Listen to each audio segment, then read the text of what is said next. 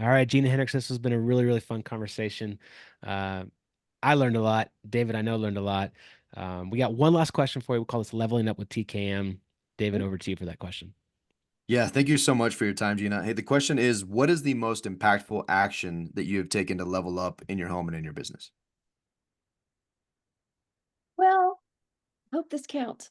But when I was first kind of reinventing myself, because before I became a matchmaker, I wasn't really a business person. I didn't have to be as a stylist. So there was a lot of areas in my life where I wasn't bringing my A game and doing as much as I could to level up my life. So one thing that I did that really impacted me tremendously was I made this little sign and I put it up where I would see it every morning and every evening. And it said, "Did you do anything to change your life today?" And it held me accountable. And I still think about that from time to time because we all started falling back into our default places. And that thing, seeing that kept me motivated, kept me on track. And I attribute it to the success that I've had so far and changing my whole life and leveling my life up. That's great. That's fantastic. I'm Is just that curious. It good enough? counts. It's fantastic. That was Just great. that Yeah, that was mindset. great. Yeah. I'm curious where you think about like goals. What's your thought on just setting goals for yourself? Kind of in the same realm there. Oh, no, I love to set goals for Yeah. sure. I think you have to be clear on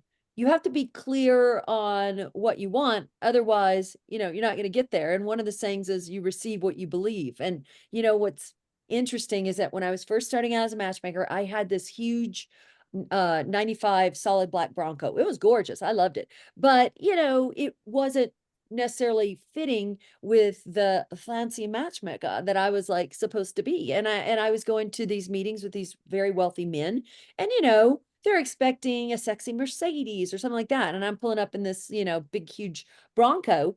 And so I would like park it around the corner. I would hide it and everything.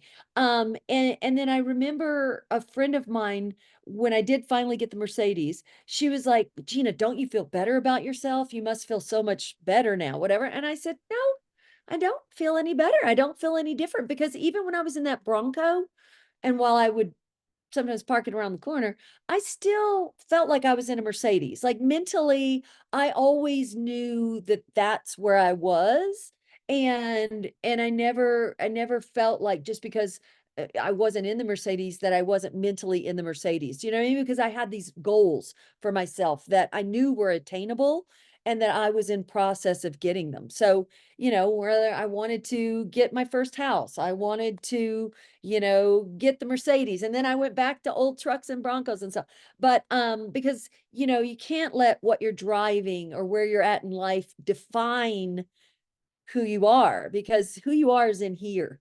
And so you just have to set your goals and know that they're attainable. You just got to stay on track to get them and not feel insecure about anything.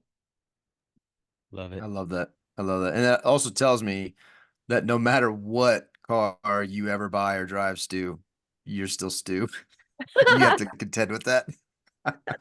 So you I'm might just kidding. be in a Tesla, but you're still in a 76 Toyota Honda Civic. No, no There you way. go. No way. Gina, one more time. What was the sign that you put out that you looked at every day? Um, it said, "Did you do anything to change your life today?" All right, let's go do it. I love Let's that. go do something to change our life today. There you Thanks, go. Gina. Thank you. See ya.